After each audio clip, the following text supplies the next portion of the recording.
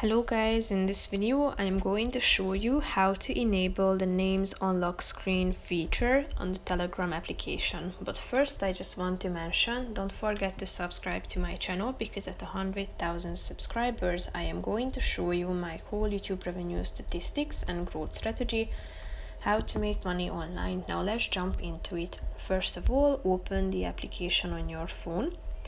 After that you should tap on the settings button down below that can be found in the right side corner of the screen. After that, scroll down a bit and tap on notifications and sounds. Here scroll down to the third category where you can find names on lock screen.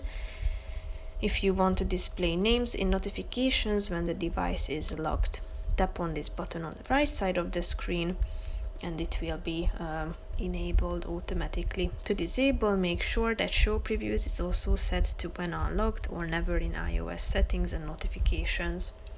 So basically that's it for this video guys. See you in the next one. Bye bye.